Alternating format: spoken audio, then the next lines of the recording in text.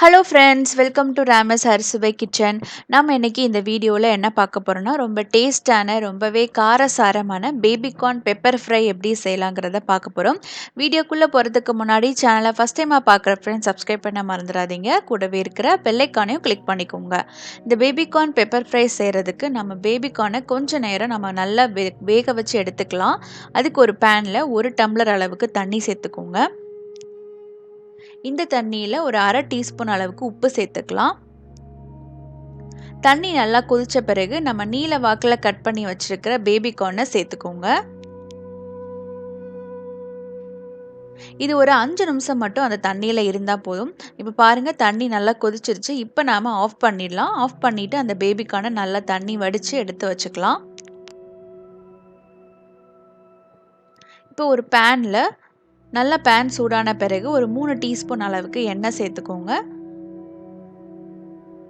இந்த ஃப்ரை பார்த்தீங்கன்னா ரொம்பவே சிம்பிளாக ஆனால் டேஸ்ட்டாகவே உங்களுக்கு கிடைக்கும். இதில் நாம் பொடியாக நறுக்கி வச்ச இஞ்சி, அப்புறம் பூண்டு, ஒரு 2 பல் பூண்டை நல்லா பொடியாக நறுக்கியிருக்கேன். ஒரு சின்ன துண்டு இஞ்சியை நல்லா பொடியாக நறுக்கிக்கோங்க. அதை நம்ம இந்த எண்ணெயில் சேர்த்து நல்லா வறுத்துக்கலாம். உங்கள் காரத்துக்கு சில்லி பச்சை மிளகாய் சேர்க்கனா கூட நீங்கள் பச்சை மிளகாய் சேர்த்துக்கலாம். இப்போ ஒரு கொத்து கருவேப்பிலை சேர்த்துப்போம். இதெல்லாமே நல்லா வதங்கட்டும். இந்த கருவேப்பிலை ஒரு தனி டேஸ்ட் உங்களுக்கு கொடுக்கும். இதில் ஒரு வெங்காயம், ஒரு பெரிய வெங்காயத்தை நல்லா நறுக்கி சேர்த்துருக்கேன். அதுவும் நல்லா அந்த எண்ணெயில் நல்லா ஃப்ரை பண்ணிக்கோங்க. பார்த்தீங்கன்னா வெங்காயம் நல்லா ஃப்ரை ஆகிடுச்சு, நல்லா கலர் மாறிடுச்சு. இப்போ நாம் வேக வச்சு எடுத்து வச்சுருக்கிற பேபிகார்னை சேர்த்துக்கலாம்.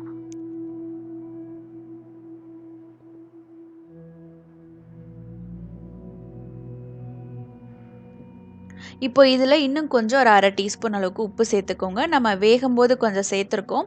இப்போ இன்னும் கொஞ்சம் சேர்த்துக்கலாம். கொஞ்சோண்டு மஞ்சள் தூள் சேர்த்துக்கலாம். உங்கள் காரத்துக்கு ஏற்ப மிளகாய்த்தூள் சேர்த்துக்கோங்க. நான் மிளகாய்த்தூள் கம்மியாக தான் சேர்த்துக்கிறேன். ஏன்னா மிளகுத்தூள் நிறைய சேர்க்க போகிறோம். இந்த ரெசிபிக்கு நீங்கள் மிளகுத்தூள் ஃப்ரெஷ்ஷாக நீங்கள் இடித்து செஞ்சிங்கன்னா ரொம்பவே டேஸ்ட் நல்லாயிருக்கும். இப்போ மிளகுத்தூளை நல்லா இடித்து இதில் சேர்த்துக்கலாம். இது கொஞ்ச நேரம் அந்த பேன்லேயே நல்லா ட்ரை ரோஸ்ட் ஆகட்டும். அப்போனா உங்களுக்கு இன்னும் டேஸ்ட் ரொம்பவே நல்லாயிருக்கும். உங்கள் காரத்துக்கு ஏற்ப மிளகுத்தூளும் மிளகாய்த்தூளும் நீங்கள் சேர்த்துக்கோங்க. நல்ல ஒரு லோ ஃப்ளேமில் ஒரு மூடி போட்டு நல்லா குக் பண்ணிக்கோங்க. நல்லா ட்ரை ரோஸ்ட் பண்ணுங்கள். அப்போனா இன்னும் ரொம்ப நல்லா டேஸ்ட் உங்களுக்கு கிடைக்கும். நல்ல ஒரு ட்ரை ரோஸ்ட் பண்ணால் அந்த உப்பு, அந்த மிளகு, காரம்லாம் அந்த பேபிகார்னோட சேர்ந்து உங்களுக்கு சாப்பிட்றதுக்கு அவ்வளோ டேஸ்ட்டாக இருக்கும். இது பருப்பு சாதத்துக்கெலாம் ரொம்ப சூப்பராக இருக்கும். இல்லை நார்மலாக நீங்கள் புலாவ் செஞ்சாலும் இதை நீங்கள் சைட் டிஷ்ஷாக எடுத்துக்கலாம். ரொம்ப டேஸ்ட்டான ஒரு ரெசிபி. இந்த வீடியோ பிடிச்சிருந்தா சேனலை மறக்காமல் சப்ஸ்கிரைப் பண்ணிக்கோங்க. லைக் பண்ணுங்கள், கமெண்ட் பண்ணுங்கள், ஷேர் பண்ணுங்கள். தேங்க் யூ ஃபார் வாட்சிங். நம்ம நெக்ஸ்ட் ஒரு சூப்பரான வீடியோவில் சந்திக்கலாம்.